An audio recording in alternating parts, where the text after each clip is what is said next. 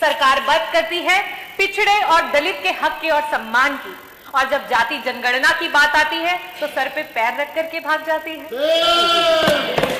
आज जब विपक्ष ने बात उठाई कि जाति जनगणना करवानी चाहिए, तो आदरणीय मंत्री भी कल वहां बैठे थे और कह रहे थे कि बिहार की आप बातें करते हैं, बिहार तो बड़ा ही खराब है, बिहार में ये होता है वो होता है।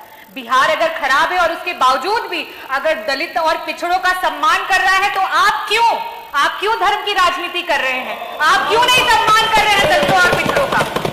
आप सिर्फ चुनावी दौरान में आपके कार्यकर्ता जो हैं वो जाते हैं ग्राम सभाओं में और दलित बस्तियों में, और मैं बताती हूं क्या बातें होती हैं। पूछते हैं क्या भाई कौन जात हो, तो कहता है दलित हूं साहिब।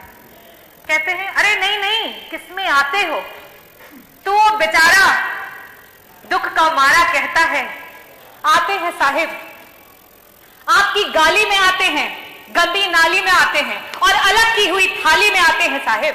तो कहता है हम तो सोचे तुम हिंदू में आते हो। बोले आते हैं ना साहिब, लेकिन सिर्फ और सिर्फ आपके चुनाव में। और आप हक की बात करते हैं, आपके एनसीआरबी के आंकड़े बता रहे हैं कि आपके प्रदेश में सबसे ज्यादा एससी और एसटी कम्युनिटी पे जो है वो क्राइम्स हुए। आज कानून व्यवस्था की बात पर पीठ थपथपाई जा रही है और एनसीआरबी के आंकड़ों को बताया जा रहा है। मैं आपसे ये कहना चाहती हूं, आपकी जो जीरो टॉलरेंस अगेंस्ट क्राइम की जो सरकार है वो सिर्फ और सिर्फ ढकोसलेबाजी है।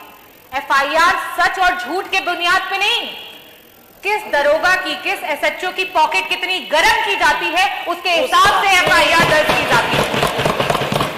और आपको मैं एक और बात बता दूं कि जाति विशेष अमरोहा में, आपके जनपद अमरोहा में सिर्फ और सिर्फ पूरे जनपद में एक ही जात के सारे लोगों को पुलिस विभाग में डाल दिया गया था। ये तो आप लोगों को स्वयं भी पता होगा।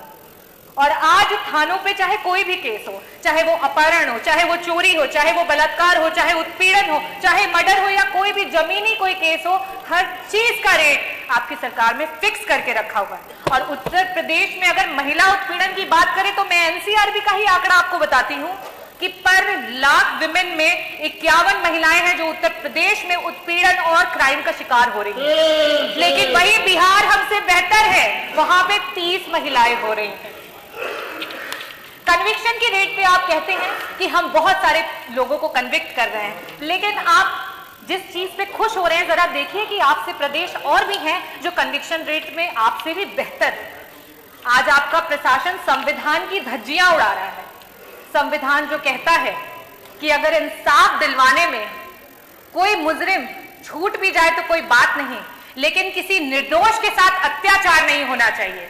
कानपुर देहात में वो मां बेटी जिस तरीके से जल गई, क्या वो किसी तरीके से संविधान के अनुरूप हुआ?